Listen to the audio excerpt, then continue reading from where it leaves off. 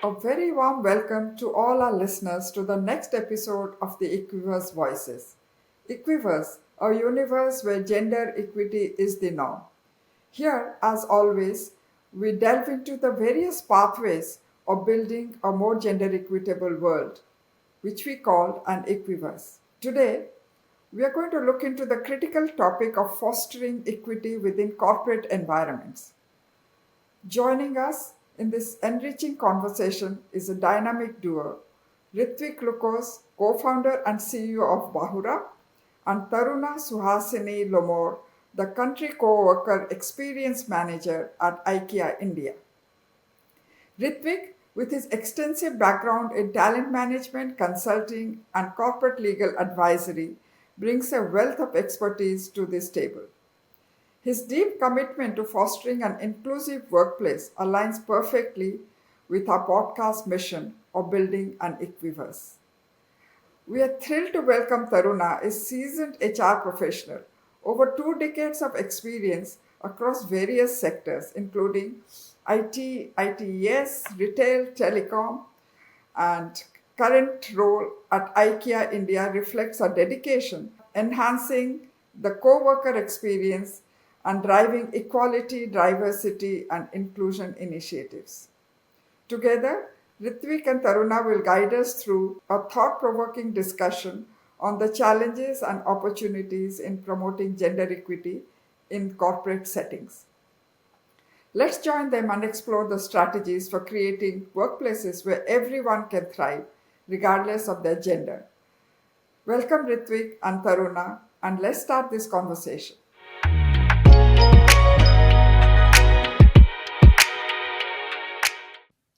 Hello, everyone. I'm Ritvik Lukos, your host for today's episode of the Equiverse podcast.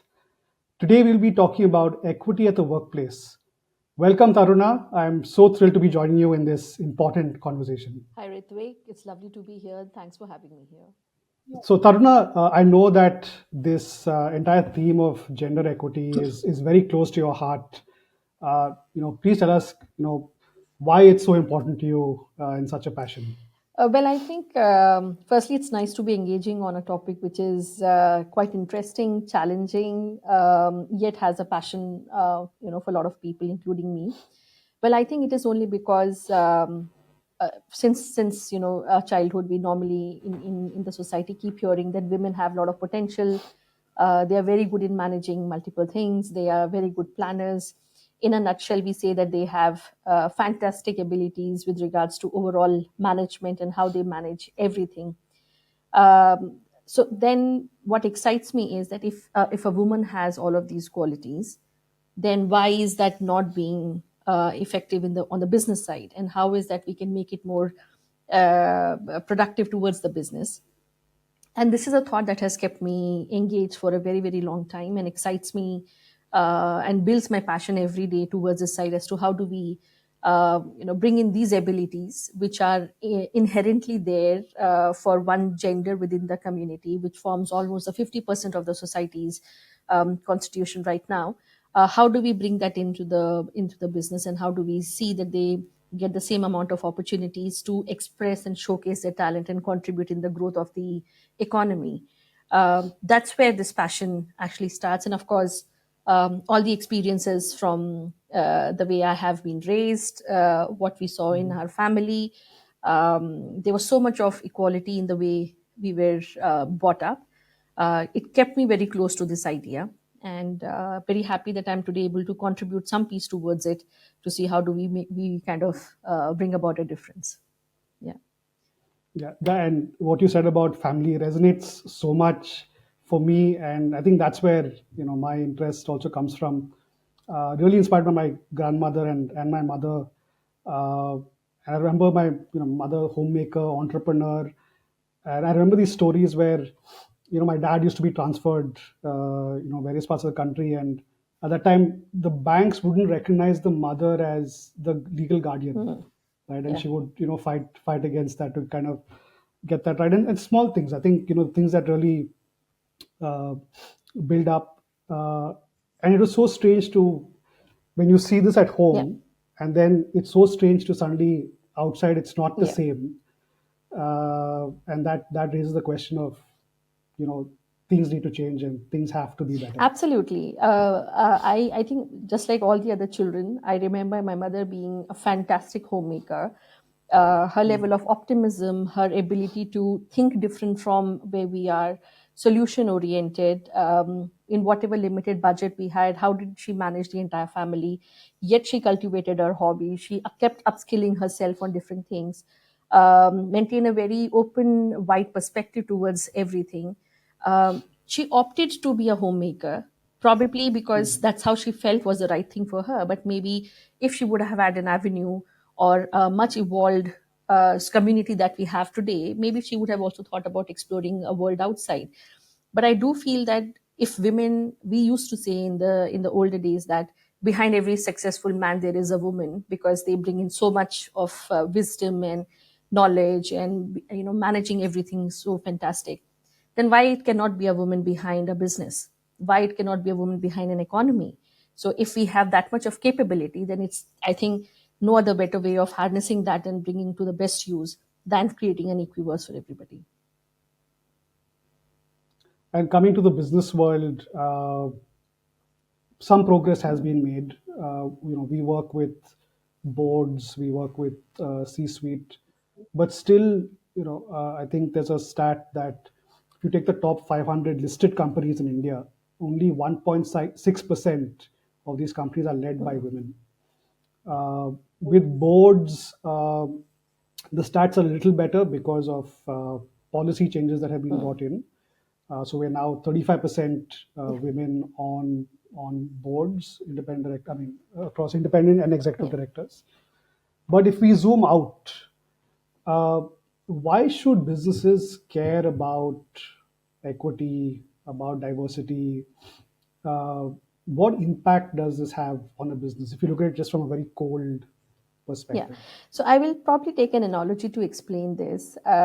When again going back, and the reason I keep doing, going back to life experiences is because we have all of this information, but we kind of do not translate that to the practical use. Again, when we were kids and in school, we had different segments of students. There were one who were top scorers, but only focusing on education. There were one who were not focusing on anything. And then you had a mass which was focusing on everything, so-called the all-rounders, which were not topping the class, neither they were absolutely not doing well in their education, but they were trying to juggle and have multiple things. They were good in sports, they were so-called the all-rounders. But and these are the ones who actually, when you come to the job market, were the ones who were most preferred because they had good communication skills, they knew how to balance between different segments, they could manage diverse population, and they knew everything how to balance and manage. So it's not that it's not doing anything to you.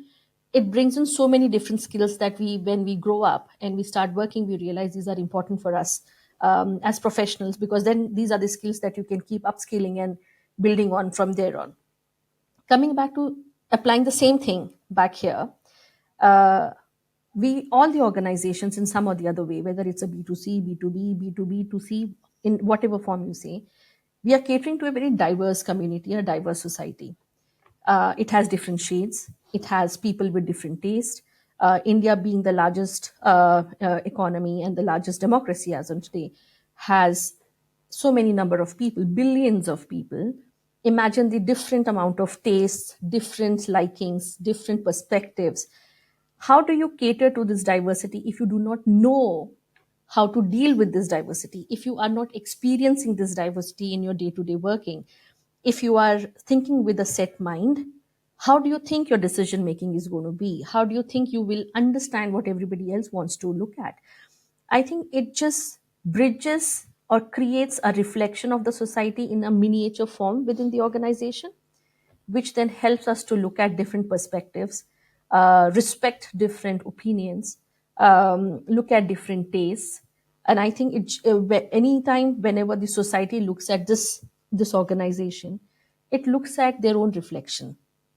It looks at how fantastically you have embraced them, their representation within their organizations, which I just think builds a very strong credibility within the community and the society. And I think for the business perspective, in the longer run, It's a win-win situation because you as people get to learn so much, and then business does fantastic because you are catering to all segments within the community. So I think that is where, if that mix happens, just like having an all-rounder serves everything, that's exactly the way you need to have different reflections of society within your organization to see how you bring all different tastes and perspective within you. Thanks, Taruna.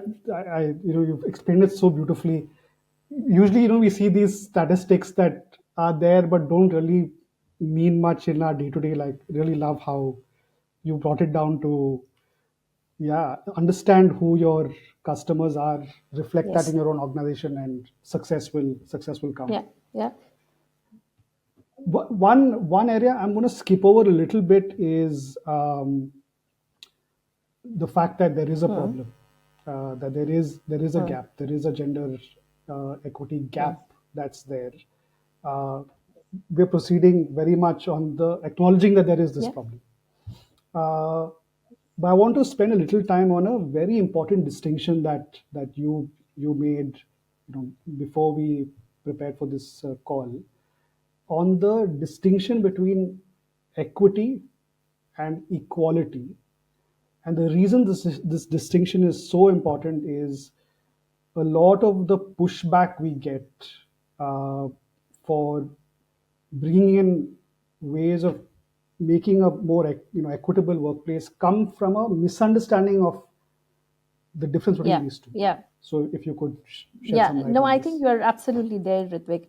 I do think that there is still some facets of this which is not clearly understood or not seen in the right spirit as well. Equality is when everybody has the same opportunity to do everything. Then the question arises, why do we need equity when everybody is equal and everybody is getting an opportunity and everybody has the same platform? But the question then arises is, you are giving a platform which is same for everybody has the same starting point, but then is everybody equipped to utilize this opportunity the right way? Is there somebody who needs some extra support, or is there somebody who has already way too much with them, over capable, or maybe outrighted this role completely and don't need to be in this one? I think what equity does is prepare this segment of population which needs that extra support. That is what, in as I mean, I can be as simple as this, but please feel free to add, Ritvik, that is what equity does. It creates a platform for bringing everybody on the same page with regards to the skill, competence. When I talk specifically from the job perspective or the career perspective, it just brings everybody on the same page. The organizations, when they talk about equality, is about giving the same platform. But then we go a step forward when we say we are also wanting to look into equity, because though I'm giving the platform, I do not have the right match here for whatever obvious reasons or the reasons unknown to us right now. We are building that capability. We need to give that extra push for everybody to then have the same playing level, same ground, where I have the opportunity, but I also know how to leverage that, how to work on that opportunity, how to encash, and how to then grow in that opportunity. That's where we have equity and equality.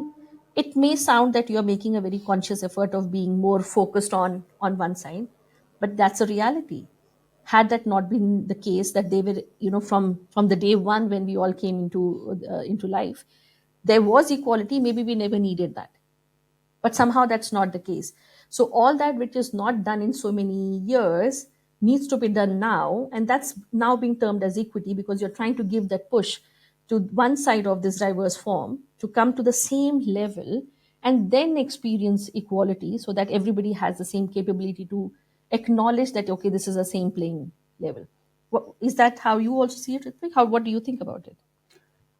I do, and I find it useful to use analogies so that visually we're Yeah. able to see it and maybe Yeah. understand it easier. So one analogy that I like to think about is, if you think of track and field, right? Yeah. Olympics. Think of the Olympics. Uh, when someone talks about equality, you think about a 100-meter race. Everyone's lined up at the same time. You have a starting gun. People are Absolutely. off, Yeah. and you have the same Yeah. finish line, right? But if you think about a 200 meters race or a 400-meter Yeah. race where the track starts to turn, you will notice that the runners don't start off at the same Correct. position, and there's a reason for it, because the path that different runners are taking are a different path. The angles are Yeah. different. You're running the same Yeah. distance, Yeah. interestingly, but your trajectory is Yeah. different, right? It's a more curved path, a more difficult path in a sense. Hence, the runners are Yeah. spaced out, and that to me kind of helps understand equity in the sense of, for example, a young mother's Yeah. path, or someone who's expecting and then becomes a young Yeah. mother. That path is a different path than, say, a man of the same Yeah. age who doesn't have the same Yeah. responsibilities, right? So for me, I think the analogy way of thinking about it helps. Absolutely. Any analogies, Taruna, that Absolutely. I that think it's also about, and we always do it. Again, going back to, I don't know, I have a lot of examples from the childhood, but I think that makes it a little simple for us to understand. Uh, you again have students who were very bright, they need a hand holding, and then you had some who would need extra classes to patch up and do little extra focus on some areas of their education to see how they can also understand. For some, the concepts were much clearer. For some, it was not very clear. They needed extra hand holding. They needed extra explanations. Maybe on somebody, a faculty or a teacher would have spent 5 minutes. On the other, they would have to spend 15 minutes. I have never heard anybody saying, I will not teach the student because they could not learn in 5 minutes, right? But there is an extra effort that goes in. There is an extra push that is given. There are tricks given on how do you remember something, right? The whole idea is when the exam comes, that's your 100-meter starting line, everybody is on the same page and everybody understands that my race starts from here and this is the place I need to start running from. So I think for me that also, and we experienced this, Ritvik, this concept is not new. It is there in all aspects of our life. It's just that we only see that in that space. We don't really bring it back to the professional world to see this is not new, this is something that we do. Why it should be very different when it comes to the workplace? Why it should be very different that I need to give somebody an extra push, some extra support, some extra mentoring, coaching, counseling, something extra for them to reach a certain stage and then have a level playing field. Yeah. So I think for me it's very clear that you have some who don't need a push, you have some you need a push, and if you give a push and you can get the best for the individual as well as for the organization, equity then is the way to go. Yeah. absolutely. So equality is treating everyone the same without having the sensitivity about where their Yeah. current circumstances, where they're coming from, and equity is uh, you know taking that sensitivity in mind, and Yeah. then and Yeah, then because kind we of all are not same, Ritvik, yeah, right? yeah, we're We are not the not the same. same. So some will need that extra support, and let's acknowledge that fact because it's only going to bring out good for everybody, for the organization, for the individual, for the business, for the society, for the community. Multiple benefits only is going to come out of it. There is nothing for anybody to lose in that. Yeah. Mm. So I'm a lawyer by training. I'm an entrepreneur in a broader sense. Still touch points with legal. So I'm going to make a few reference points. With the law, because the legal system also sets policies in a way, and there's direction. So Article 14 of the Constitution talks about equality before the law, and how the state cannot discriminate on the basis of caste, creed, sexuality, gender, etc.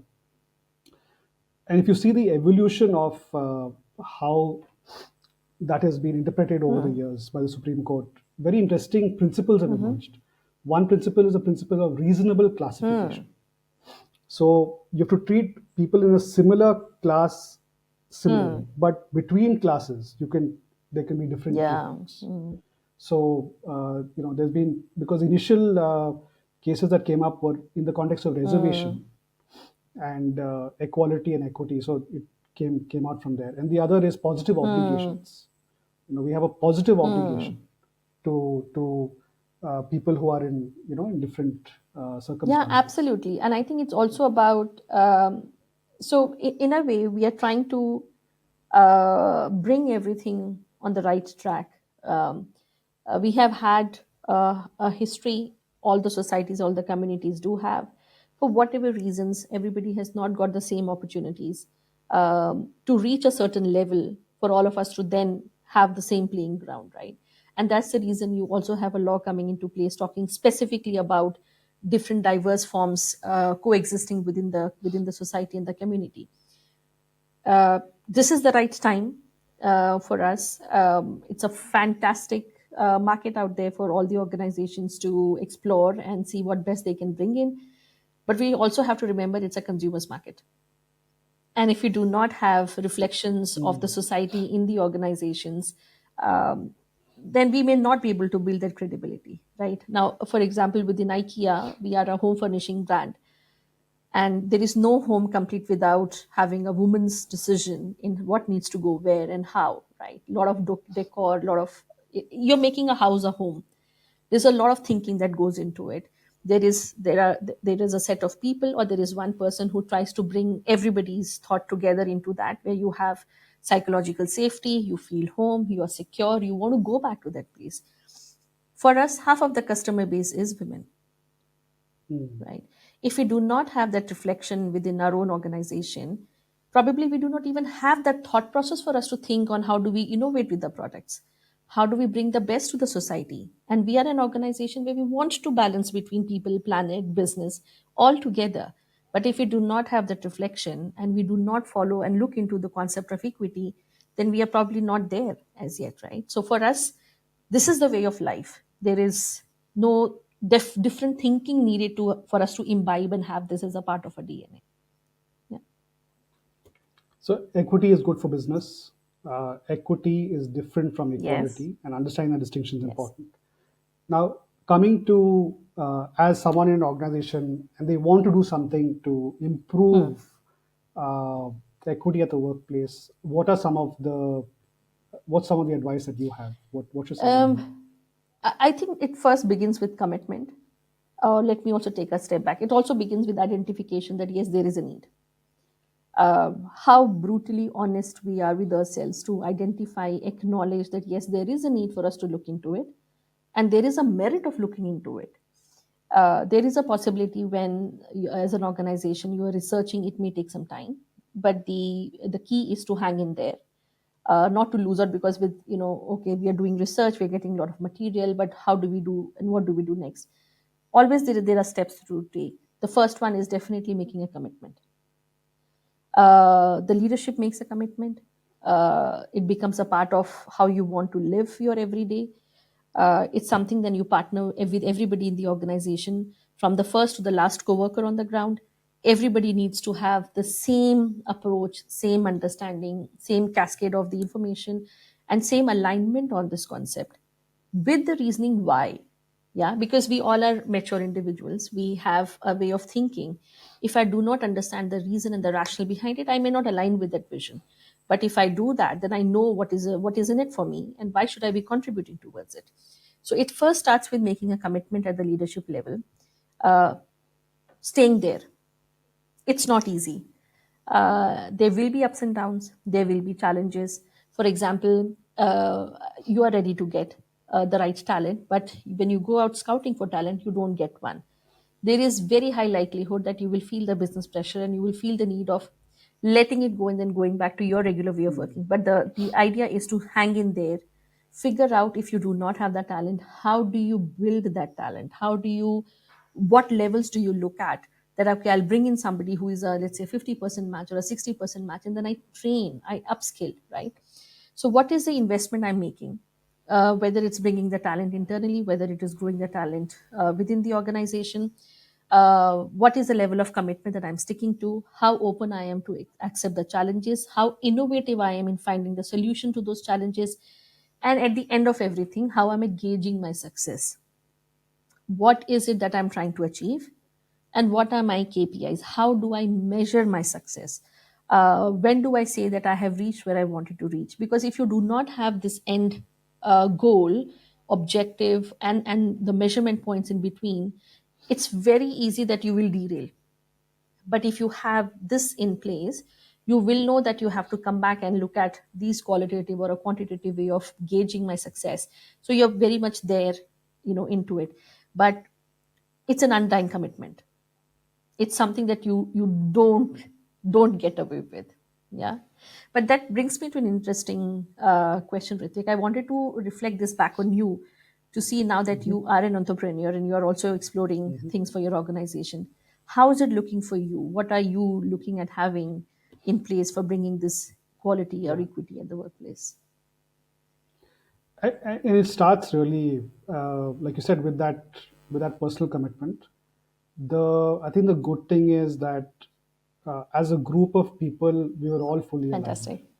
that this is really important, and that ultimately, uh, there's a quote from my favorite author Terry Pratchett, from one of his books, that the source of all evil is when you treat people as things and not people as people, Lovely. Mm.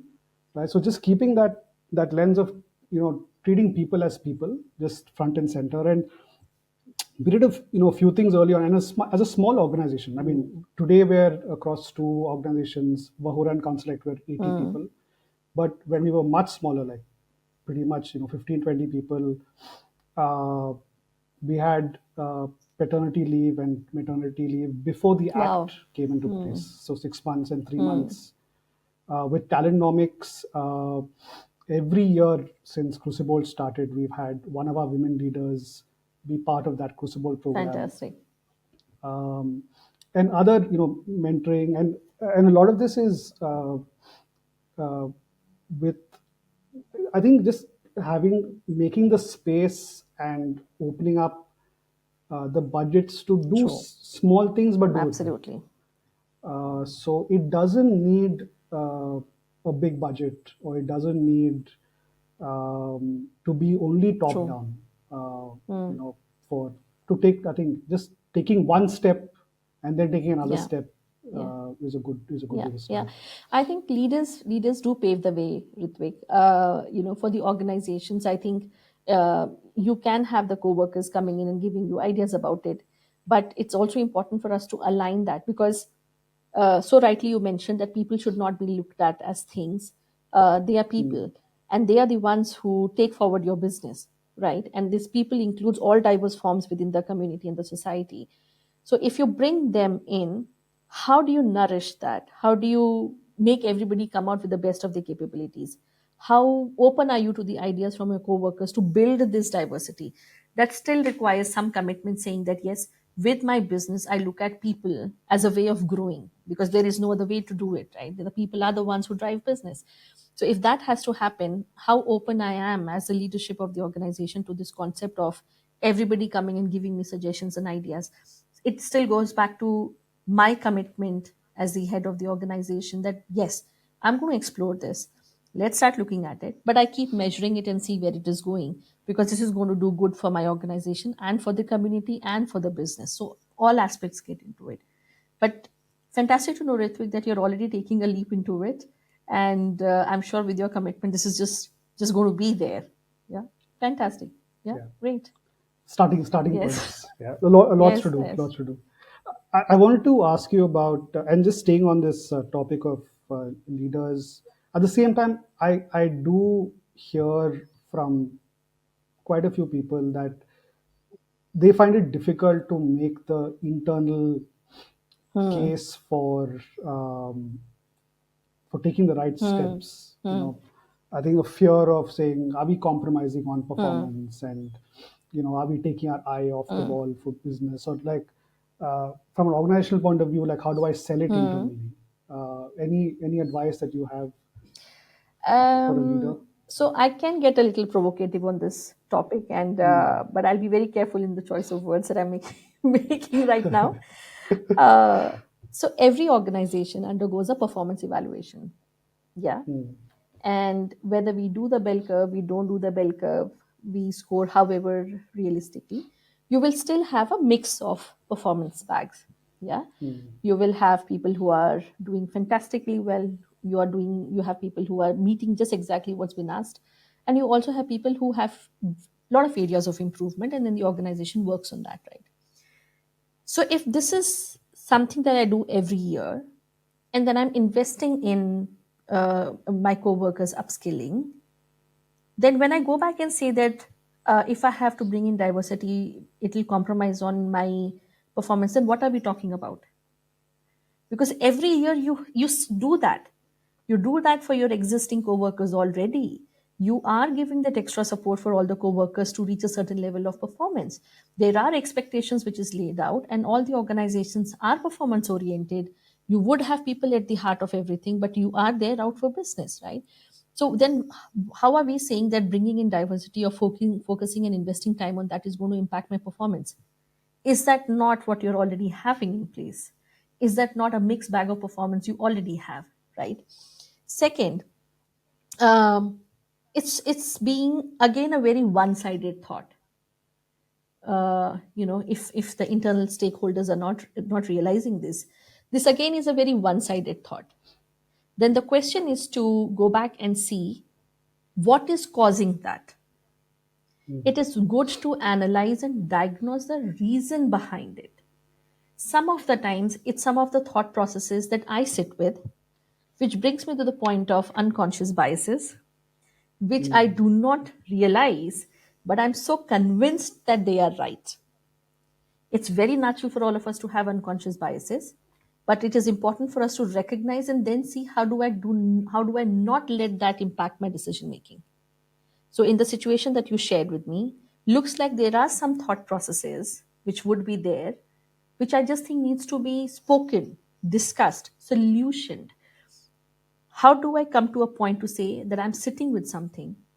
This is what I think, but maybe this is something from one experience some 10 years back. Is there a merit in calling an expert, talking to them, discussing this, and then figuring out if that's the way for us to go? But how open are you? And if you're not open, then the question is why? That again is an outcome of the bias that you're sitting with, right? So I think it requires us to get deeper into the topic. It's okay for us to accept the fact that maybe we do not know everything about this ED&I or equality, diversity, inclusion as atmosphere or a complete concept or a domain. How open are we to listen to the experts? How open are we to at least do some research and figure out what's in it for it? Uh, if we see everybody is heading in that direction, something has to be right. Is there some merit in exploring that a little bit more? So I think my suggestion to them would be to face the truth in terms of what are the thought processes which is stopping me from exploring this concept a little bit more. There's a self reflection exercise that needs to be done. It's important to hear and bring that out. It's also important to then address that. So maybe calling in an expert, doing some sort of a workshop where we bring out all of these aspects, then listen to the experts, get into a workshop mode to see, okay, this is what we had, this is where we are sitting, this is what we identify, and then we decide on next course of action. Not addressing and giving into that pressure and not going ahead with it is not good either for the organization, nor for the retention, not for the consumer base, not for the business, not for anything. As the women are upskilling, as the other diverse forms are picking up a lot of talent in the market, if we are confining ourselves, then I'm also confining my talent base. Then I'm also confining the way my business is going to perform. So it's extremely critical to address it right now to see how to do and what to do next. But the first thing to me now sounds like it requires addressing the biases that we all are probably sitting with. Do you seem to agree with that? Do you think that's what it would be? Yeah, 100% agree. It starts with that self-reflection. And I want to come to the unconscious bias. I'm putting a bookmark. I want to come to that a little later. But also, if I zoom out at a macro level, to give, I think, leads, CEOs and leaders a few other levers also. Uh, the UN has set up the Sustainability Development Goals (SDGs). SDG 5 is all about equity and especially gender equity. If you look at the Companies Act in India, Section 66, 166, the directors have a duty to uh, ensure that the companies run for the benefit of not just the shareholders, but employees, stakeholders, and the wider Yeah. society. So it is a corporate governance Yeah. requirement. It's part of your job to Yeah. do this. And if you look at ESG, the broader, uh, environment, Yeah. society, Mm. governance, ESG frameworks, there's much more ESG Yeah. investments that are Yeah. happening. That's a framework that investors are looking Yes. at, stock markets are Yes. looking at. SEBI has a reporting Yes. mechanism on Yes. ESG. So even from a macro point of view, it's today it's your job, and also, Taruna, like you said, it's good It's good business. business. It's good business for your consumers. It's good business to retain talent, to attract talent. So really, there's there's no There is no excuse. excuse, absolutely, and it's a balance, right? Imagine yourself eating same thing for 365 days a year, and then Hmm. you get one day where you are so tired of that, you get into a lavish meal, and then what happens to your system? Hmm. So imagine your organization having the same way of moving around, not innovating, not exploring this concept, not bringing in diversity, not having any diverse opinions, thoughts, no inclusion, no amalgamation Hmm. or diversity coming together. And then one day what happens? If you start doing all of a sudden, you will not realize what to measure, how to measure, what to do, what do you do with this diversity, how do you sustain, how do you grow that? Then what happens to your system? So it's as good as that. Sorry, I keep giving analogies, but I I feel that's the best way of explaining it, because all the organizations. Please keep sharing it. Yeah, please keep sharing more analogies. Yeah, because I think that's how the organizations are, right? And you need to understand the flavors all the diverse forms are bringing in, than just saying no, this is the best that we can have. You need a mix of everything. If my body is something that needs all of everything, in diverse forms but in balance, that's exactly the same for an organization. You will need everything in balance. You mentioned a very important word just now, Mm. inclusion. It's not something we've spoken about uh, Yeah. specifically. What's the importance of inclusion, and how does it connect to equity and diversity? So there is one of my colleague, and she gives this a very simple example. Diversity is inviting everybody to a party. Mhm. Inclusion is like ensuring that everybody gets on the dance floor and dances together. So you can bring in different forms, but if you're not able to create a balance where everybody is thriving, then you will not be able to sustain it. So inclusion is, in a way, accepting who they are, or whoever is however they are, accepting an individual as they are, respecting everybody's uniqueness, acknowledging that yes, you are who you are, and I accept you wholeheartedly the way you are. It's important for us to look beyond very very shallow things of how you look, what you wear, where you come from, how you speak. You are very different from me, than thinking that you are here because you have a skill. You came in because you felt that you can contribute and you can learn in the process. You are here because you and me have the same objective. You and me are working towards the same cause. At the end of the day, we all are humans. It's good that we all are different. Otherwise, it will be so monotonous, right? There is no difference. There is nobody challenging you. If nobody is challenging me, I will not learn, right? So inclusion is all about embracing uniqueness. Uh, you can bring in diverse forms, but if you are not able to create an environment where all unique selves can thrive, can coexist, can contribute, then I think you will lose it.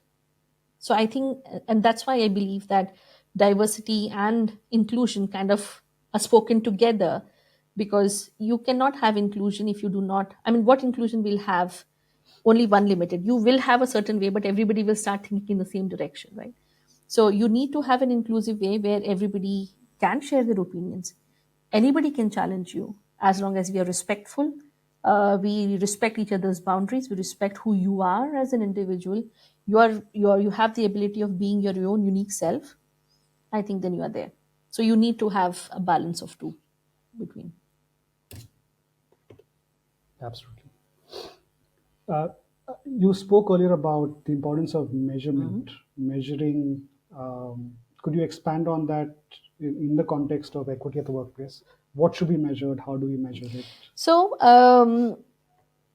both from equality and equity standpoint, and I'm saying both together because one is you need to have a playing ground which becomes common for everybody, and for that to happen you have measures where you have equity related aspects that you bring into place. How do you measure? Firstly, you set a goal. This is what I want to achieve. This is where I need to be. If I explain you in the way we are doing in my current organization, IKEA, which is known for having a fantastic gender balance, male female ratio, it's a global commitment for us to be at 50-50%. Yeah. When we started in India, we had challenges uh, saying that the talent is not available. Max, you will reach 25-30%. But then we know that we had to work for it. We know that we had to make commitments for it. We know we had to put steps for it. There have been times when we had to wait for the right talent for a little longer, but it was worth that wait because we could get, the right person in the fit, whose values matched with that of the organization, contributed to where we wanted to be, because we are very clear that we want to maintain a diverse workforce. Uh, then, when it comes to building within the organization, what are we doing towards upskilling them? Now, when we hire candidates, in general, you will have a gap in the level of competence. Somebody would be a 70-80% match, somebody would be a 50-60% match. But then you need to have training interventions to see how do you upskill everybody, what extra support would be needed for this individual to then scale up, because you see the potential, you know that there is an ability. How do you work on that ability to then get into a hardcore result that okay fine, now the person is upskilled and done. Somebody can have a faster learning, somebody can have a slower learning. There is a different learning curve for each individual. So how do you bring that into your training interventions? How do you ensure that in all trainings there is a good representation, that you have diverse forms coming in? How do you ensure that when you look at your succession pipeline, you're consciously making an effort to see that you have a good mix out there, right? So I think every stage of your co-worker's life cycle gives you an opportunity of finding those areas where you can build in those interventions which will strengthen your efforts towards equity, to reach out to equality, right? So I think these are some of the things that we plan to do, or we do. Let's say all the HR professionals will have this avenue to think about, but there are organizations who does it. IKEA is one amongst them. That we at every step have this checks and balances put in place to see where are we reaching, what are we doing, do we have representations. We look at, for example, gender equal pays is something that we are now looking worldwide. Most of the organizations getting into it. IKEA has been doing it for years now. This is by default. There is no second thinking about it. Then how do you train your managers? Because they are the ones who will be looking into the salary reviews. They are the ones who are gauging the performances. How are you training them to work on their unconscious biases, look at very, very rationally into what's happening, look at the equity, look at the how do they contribute in sustenance of the diversity within the organization. So I think all stages of a co-worker's life cycle will have these avenues that can be explored. uh, every organization can suit basis they need, but then you have avenues where you can put measuring points at each stage to see how do you evaluate and ensure that there is a contribution in building diversity within the organization. So look at the employee life cycle at each Yes. stage. Try and pick your Yes. goals, and then measure Absolutely, those absolutely. But goals. Ritvik, do you also do that today? Now, for us, we have been doing this for quite a lot of time, but I understand for you, it's still a startup, and you are putting in the foundation right now. How does it look for you? Do you have these areas where you're able to put measuring points for building diversity? So one of our colleagues who was part of the Crucible program, as part of that program that Talenomic runs, uh, she ran a survey kind of in the organization, and that survey actually was very, very useful because that brought out I think the key needs, like where to prioritize, where to focus. So that helped us then identify a few key goals Hmm. that we brought in. Fantastic. So that was a starting point. But the preparation for this conversation really has been an eye opener for me uh, on this measurement aspect, because while we have OKRs at an org level, I realize that none of our org level OKRs have a, Hmm. we're not measuring it at that Hmm. level. So that was a good I think a good point for us to look at going Yeah, forward. yeah, absolutely. And I think Yeah. there is no end to it, but then you need to pick up a startup point because it can get really Mm. wide. Pick up one starting point that this is how we want to have, and then I think you can just build on from there. But I'm glad to hear that you're now looking into that direction of putting into OKRs, because then it makes it that what's there, what can be measured, is what you can achieve for sure. What would you recommend as good starting points? One, two, three starting points. What would you recommend? Well, I think for now, to begin with, by looking at where you are standing, what's the ratio that you are in, and what is it that you want to achieve. Then you can further dissect to see at each level where are we. At the leadership level, mid management, at the co-worker level, where are we? Remember that if you're not able to fill in, you will not be able to have, when you go the higher up the pyramid. So then take a decision. Do you need to invest in the foundation to begin with, or you invest in the leadership first so that they can build the foundational layer? uh, so doing it one time you may be able to achieve, but you also need to then look at how do you ensure sustenance, continuity of what you start. This I think could be a starting point for you to look at how do you start thinking and then building in measures at each level. Right. One interesting thing that came out from that survey was, because at Vahura, one of our key offerings is executive search, and as recruiters, we play an important role in talent moving. So investing in that unconscious bias training was one of the Yeah, key aspects yeah. that came out. And I just want to kind of come back to unconscious bias and uh, just double click on that area. Uh, you know, and it's different facets, because there are, recruiting, for example, is one facet, but there are other facets of where it impacts and why it's important to at least know a little bit more about some of our biases. We may not know all of it, but at least little bit So more. it's let me share a personal example. Yeah. When we start going out and you start working in different organizations and you keep meeting different people, you start forming opinions. Somebody dressed like this, uh, maybe is a person like that. Somebody looking like this is somebody like that. If somebody saying this, maybe this person is heading in. So it's very natural that you start analyzing that information in your mind and you start forming those opinions. uh, so in my early days, I'm a very there's a certain way in which I work. Yeah. And for me, getting it right the first time is very, very critical. So I focus a lot when I'm doing. And I kind of had this OCD in my this thing that when I get into it, there's a bias known as halo effect, where somebody has to be exactly like you. So I had this tendency earlier to kind of gauge on those lines. Okay, how quickly do you turn around? Okay, this is a situation, how do you analyze it? What do you do and all of that? And then I would feel that if I my thought was, if I get people exactly like me, then there is a possibility that we will move at X speed and be able to deliver at a certain time. And then what you do not realize is that the person comes with the same areas of improvement as you.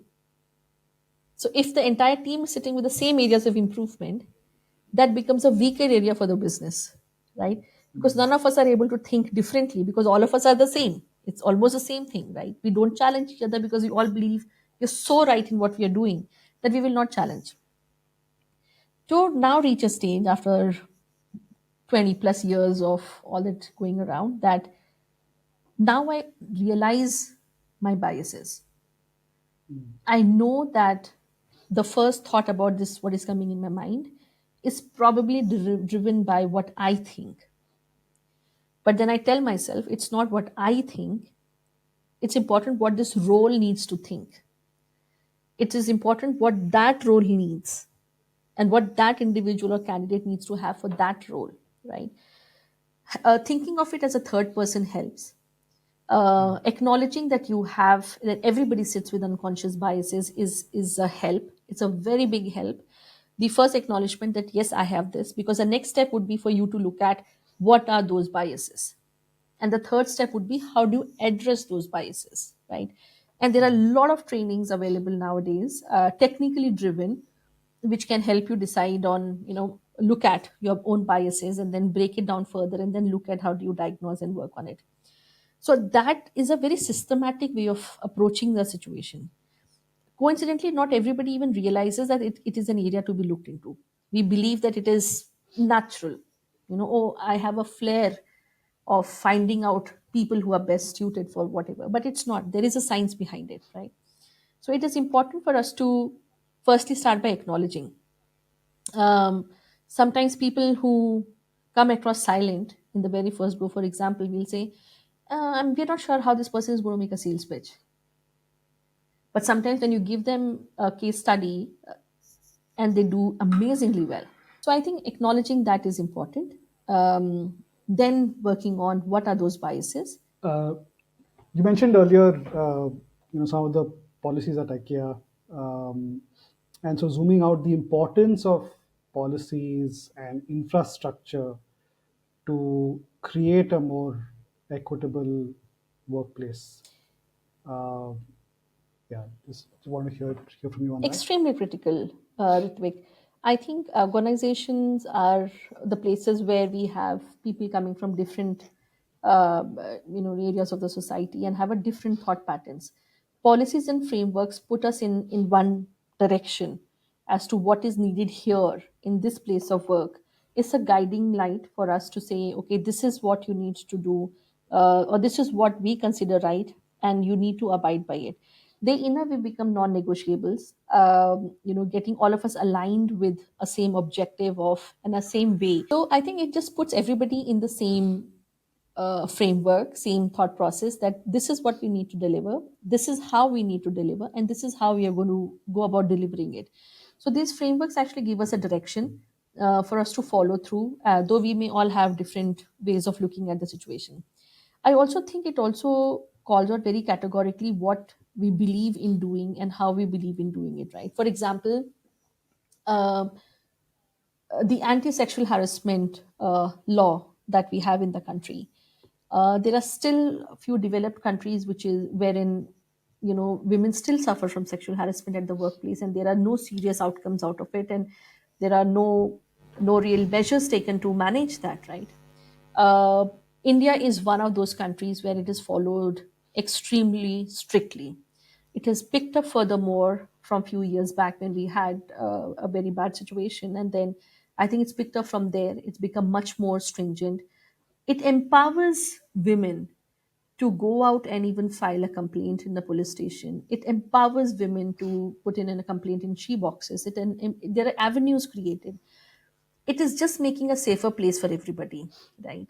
Similarly, when let's look at maternity act. A few years back we had 12 weeks, now we have 6 months of maternity. That was also working, but now we are saying no, it is important for the mother to give that care to the baby, because those are the foundational years. And if just because it is there, there are people who are following it, there are organizations who are following it, right? Some are doing because they feel that it's anyways their moral obligation and the law supports it. There are still some who may not be following it, right? But you can hold people accountable that this is there and you're supposed to go and follow it. And then if you don't, then there is a repercussion for it, there is an action for it that you need to face, right? So it gives you those guidelines, which will combine with organization's vision, channelize the efforts of the entire organization and direction, making whatever they are visioning, they're envisioning, to bring that to reality. So I think it's extremely critical, and that's the merit that everybody sees. And you are coming from a law background, and you can tell me that's the reason I think we also have acts, supporting us in those endeavors, right? Absolutely. So one example I want to give, it's an area we're active in. So we help companies bring in independent directors and women directors. And we saw a huge change when the Companies Act came in 2014. So in 2014, 35% of companies had women Hmm. directors. Today in 2024, 98% of companies Oh, have women yeah, directors. yeah. Yeah, this one. And what happens automatically is once you have now having one women director is not good Hmm. enough.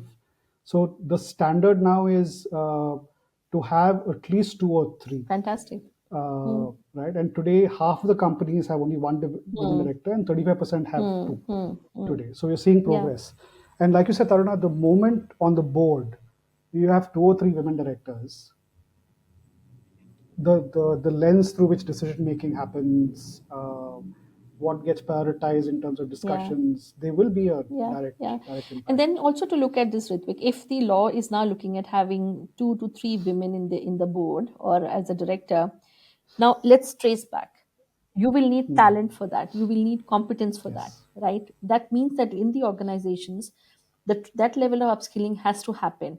But if you're not having equitable environment, how will you build that competence? How will you build that skill? How will you train, your women co-workers today to then start aspiring for those kind of roles and applying for those kind of opportunities where they can also participate in very, very strategic decision making. So it again, it's a circle. It kind of brings you back to the same place again. Yeah. The other example I want to give is where actually the law is not facilitative, and the power at the organizational Mm, level through organizational policies to still to go beyond the mm, law. So this was a time when before Section 377 of the IPC was struck down by the Supreme Court. It was quite a dark period in terms of that time, and I think a group of uh, folks who are kind of working on these themes really found a lot of allyship within mm, corporates uh, and through corporate policies to really to very, I think, cleverly build kind of allyship for the queer mm, community. mm. So that to me is a good example of even where the law is Yeah, not yeah, facilitative, you can at an organizational yeah. level, move things forward.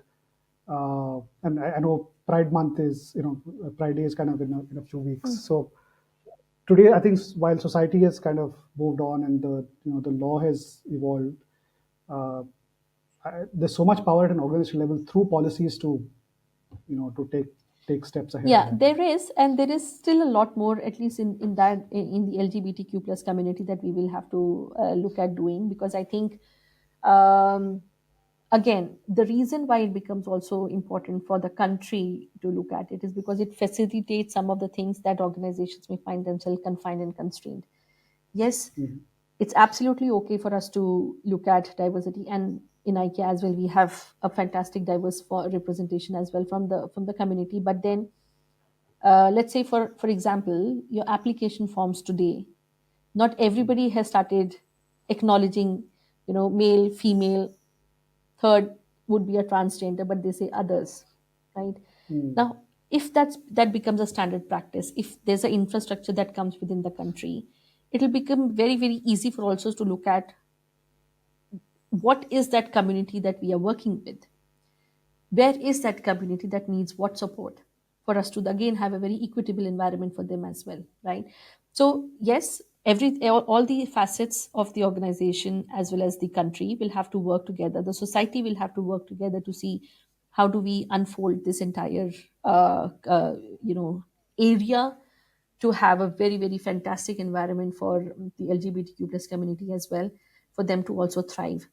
uh, it There are few who have done fantastic. There's a huge potential. The organizations have the doors open for I can just say diverse form. So in simple words, you have a skill, then there is a job. It's as simple as that, right? Let's see how do we reach that stage. But having a law in a way will also make it more strong. It will support the endeavors and the efforts that the organizations are putting in that direction. It will just enable, building and thriving of all the communities within the society. And one law you touched upon already is the Prevention of Sexual Harassment Act, Yeah. POSH. Uh, we have the law, but it's still a workplace problem. Workplace safety, harassment, bullying, not just sexual harassment. I think wider workplace safety is an Hmm. issue. Um, how does it link to equity and your advice to organizations on addressing this areas? There's a lot of sensitization, Ritvik, at the base and foundation of having a very thriving, diverse, community within the organization, and having that sense of inclusion. Yes, we all have influences from who we are, and everybody has a different way of looking at it. There could be instances where somebody is being a little insensitive towards the other person, but that's for the organization to look at while we are upskilling, training, sensitizing. What are those measures you're putting in place to reprimand that behavior? How openly we are calling out a stand on such initiatives in such areas clearly to our co-workers and to everybody else. How clearly we are calling out and to say that there is no tolerance for this behavior, or we do not expect you to have retaliation, there is no scope of retaliation. And how openly we are saying that we will hear everybody, but if if there's something that you have not done right, you come forward and accept that mistake, and then we will see what needs to be done. Are we also creating those avenues? So reprimanding, punishing is one way of looking at it, but how open are we to also allow people to accept those mistakes, to say, Mm. okay, fine, it happened, let's talk about it and see, from where are you coming, why did it happen, and is there anything that can be done to support you in overcoming maybe a thought process or a situation, and how can we support you? Because I don't think mistakes happen knowingly, it just land up happening, right? So how forgiving we are for that individual to then become the ambassador of, yes, it's a good cause and everybody is working in that direction, let me also contribute in that direction, right? So but having clear guidelines, of course, is the sensitization, upskilling, trainings, talking about this, making it a normal topic. It's not that one fine day we come together and talk about it. How do we normalize diversity? How do we normalize inclusion so that it just becomes a part of my life? I live it. I don't have to wait for a forum to hear about it, but I know this is how it is. So how do I normalize by making it a part of my everyday living? Of course, we there are punitive measures of disciplinary situations. Clearly, having a code of conduct is again a very good area of looking into it, Mm. but also at the same time giving avenues for the co-workers and individuals to come forward and accept those mistakes. In IKEA, we do say that it's okay, mistakes are bound to happen, and we learn from our mistakes and move on. So we take a conscious call between which needs a punitive action and where we forgive and see, okay, fine, this is what happened, let's see how do we correct it and then move on from there. But what is that limit beyond which we will not accept, right? Clearly calling out no retaliation, clearly calling out that we have zero tolerance for such behaviors is equally important. So it's a balance of all of these that needs to come into place together to see that you're able to cater to the diverse form, because you're getting different people. One action will not work for everybody, right? You can have a framework, but then you also need to gauge the level and the severity of the actions that you want to take for each one of them. That's such an important point. You can have no tolerance, you can have zero tolerance. At the same time, zero tolerance doesn't mean that everything is a punitive action. Yes. There's proportionality, there's Yeah. steps. And one lever and methodology that, at least in India, has not been used as much, and it's an area that we're working uh, with one of the leading mediation centers in Hmm. Bangalore called Hmm. CAMP, is workplace mediation. Hmm. Workplace mediation, because this in between category of where it's not punitive, like, so where someone needs to, where it's punitive, you have to take that Hmm. action. There's Hmm. no, but a lot of these instances where acceptance, understanding, dialogue will help bring in Yeah. resolution, sustainable Yeah. resolution. That's so important. I think this workplace mediation can be one of the mechanisms and tools to help bring that about. Sounds interesting to me. I think someday we should connect and talk about this a little bit more as well. I know that we have resource groups and we have counselors and we have forums where normally you will have the HRs and the managers intermediating and bringing to a conciliation. But I would be interested to understand this also a little bit more to see how we can learn from it and then get it in our system. In the show notes, we link to one podcast on workplace mediation. Fantastic. Just so it's something that I think it's new, so it's good Yeah, to yeah, share. absolutely. Great. Great. We're coming towards the end of our time. I just want to shift to discussing mentorship and sponsorship programs and how that can be really an enabler. So I just want to, you could shed your light on this. Well, I think I was connecting with somebody, I think with Ipsita a few days back on Pussy Bold, and I was telling her that we'll be very happy to contribute to it, because no point of keeping the knowledge to myself if it's of no use to anybody else, right? I also believe that knowingly or unknowingly we all learn every day. Somewhere or other somebody would have been our mentor. In my case, if today, with little bit more wisdom than what I had few years back, if I sit back and think, I think it sound very cliched, but I still have my parents as one of the mentors, the early one, just like everybody else.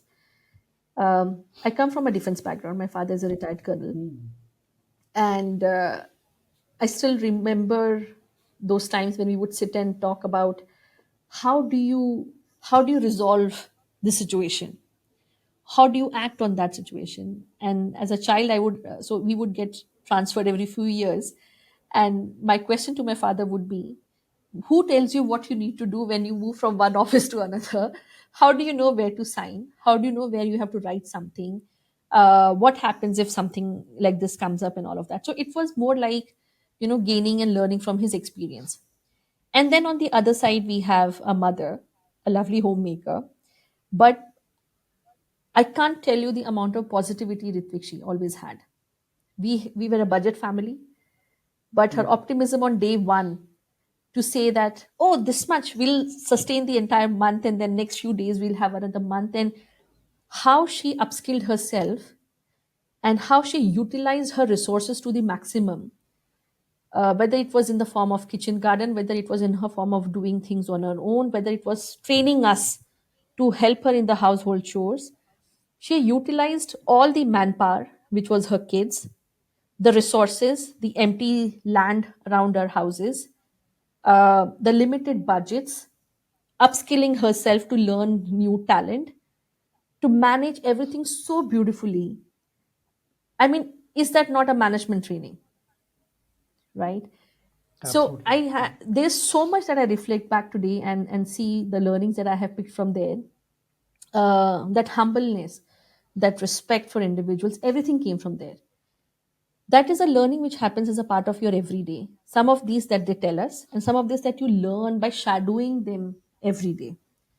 This is what we do when you have teams here. The kind of manager you are, the kind of leader you are, your team is shadowing you every day and learning from you on these areas, right?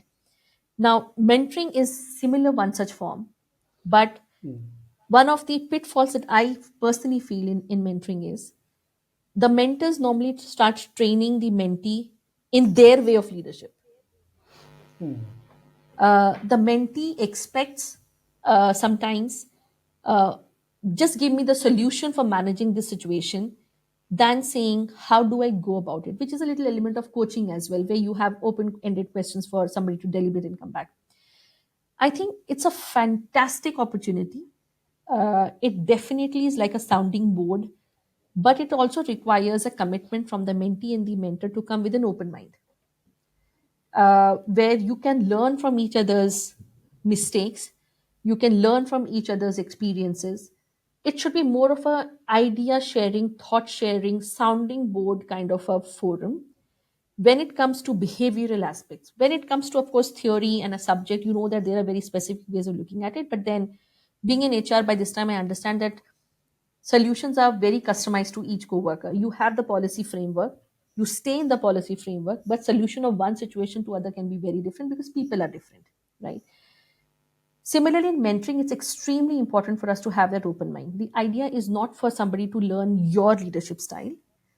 Idea is for somebody to get inspired from probably your leadership style, use some of those nuggets to build their own individuality, their own individual leadership style, get mentored into an individual who is not dependent on you, is somebody who is looking up to you, but not dependent on you for every solution. They should be put in a position to think about it. You are enabling somebody to fish every time. You're not catching the fish and giving it to somebody for once and for all, right? So for me, I look at it from that perspective. I believe everyday learning happens as long as we keep an open mind and reconcile at the end of the day, introspect and see how the day has been. What did I learn? What did I miss? What happened? And do calibration with your own self. And then keep exploring and challenging yourself. And then, when you get down to shadowing, mentoring, coaching, all of these are the tools that should support you, but who you want to become should still be with the mentee. It is not that you have to become a manager. If you become a fantastic professional, continue to be an individual contributor, but you bring all the traits that an organization can benefit from and that you gain as a learning, it's still a good thing to happen, right? But is there a merit? Absolutely yes. But as long as, for me, I will put these caveats in place when I look at a mentee mentor program or shadowing in any way. It's important for the mentor to recognize the individuality and mentee to maintain that individuality at all points of time to then flourish into their own spaces of leadership. Yeah, that's very insightful. Both, I think, from a mentor perspective, but a leader perspective as well. The one thing I want to add is from our experience. So we are big fans of mentoring and coaching, and so we have a panel of mentors. Each mentor has a particular focus area. So, for example, Subirji, his entire focus area is business, like just how do you grow the business. Whereas someone like Ashutosh would be on more personal effectiveness, planning, organizing, unleashing your potential. Uh, Radha ma'am, who you may have met through Talonomics, I mean, just fantastic in terms of just leadership, overall leadership. So I think each mentor has their own Yeah. focus areas and strengths, and they're able to let people know. And so depending on their needs, they're saying, okay, this is what I want to work on. So coming back to that goal aspect, like if you know what Yeah. you want to Yeah. work on, that it Yeah. helps get the Yeah. most out of Yeah. it. Yeah. I also believe that as a person, as an individual, we should always keep deliberating internally as well, right? Uh, there are a lot of books that we read, but each book is an author's perspective, right? But on the on the same topic, if you read another book, it's other authors' different perspective, but both are right. Both will not work for you. You have to figure out what will work for you. Experiences are written at a certain point in time, but your reality is very different today, right? Now, my father was an excellent administrator in whatever he was managing. My mother was an excellent person at that point of time, but my reality is very different today. Have I learned? Do I refer those notes? Do I go back and look at that style? I do. But will I have to improvise today to see where I am and what's the way I need to live? A little bit of improvisation definitely will be needed. I think mentors does that job for us. They will give you that direction. It's for us also to come with an open mind to see, okay, fine, this is about an experience in time. They're telling us something from there. But then how do I kind of, it's like you create a fusion song, you learn something from here and then you also see how do you bring your own understanding and your realities into it to see how that solution works for you. But I think they do fabulous jobs when they give you understanding on these very very specific. Sometimes the wisdom is so much that you have to really think the experience that they would have had to bring about this wisdom is fantastic. And this conversation with you, Taruna, is very much feels like that Jugalbandi. So much wisdom, and unfortunately, all good things need to come to an end. So we're towards the end of this conversation. But before we end, I want to ask you concluding thoughts, takeaways for listeners. And if listeners have stayed with us so far, kudos to you. Uh, but yes, any concluding points? Um, well, I think firstly, thanks for having me here, and I think it's been a pleasure, Ritvik, talking to you, and of course, connecting with you and understanding about your journey as well in the process. There's lots that I have learned, and I'm taking back with me as well. My only suggestion or the closing statement, however we phrase it, is to look at equality, diversity, and inclusion as a subject with a very open mind. We are in changing times. There's a lot of uncertainty in the future, but in terms of the talent that we're speaking, the talent market is really hot.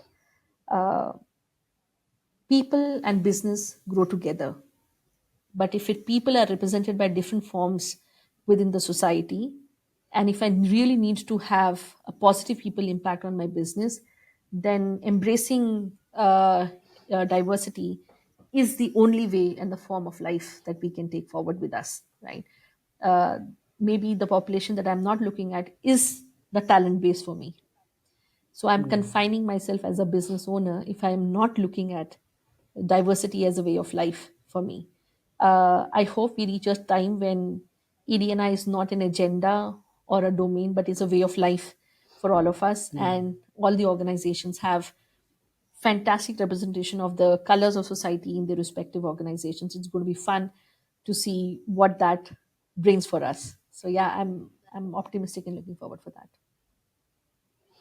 You mentioned the word talent, and I want to give a shout out to Marianne from your team.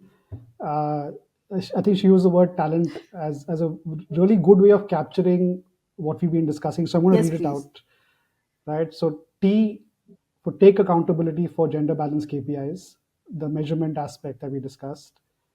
A, addressing unconscious bias. L, leading with deep commitment. E, embracing gender sensitive policies and practices. N, not tolerating any form of harassment. And T, talent promotion through mentorship and sponsorship. So, what we're saying as a key takeaway is that if organizations do not practice talent in this way and build equitable workplaces, they will lament later. Yes, and that's Marian for us. I'm glad that you brought it up, Yes. Ritik. I would have otherwise searched for it, but thanks for bringing that up. Absolutely. Thank you, Taruna. It's been fun, and I hope this is useful to everyone listening. And do also look at the other podcasts in this other episodes in this Equivas podcast series. Thank you so much, Ritvik and Taruna, for this very exciting and interesting conversation. I want to thank the audience for joining us for this insightful episode of the Equiverse Voices. As always, our speakers have shown us various pathways toward shaping the Equiverse. Stay tuned for more empowering conversations on gender equity in our upcoming episodes. Let's take actions as individuals, as professionals, as family members towards building an equiverse where every person, regardless of their gender, can thrive and succeed. Do collaborate with us to build this new world. We would love to hear from you, your suggestions, ideas, and reactions to these conversations. Thank you again for joining us.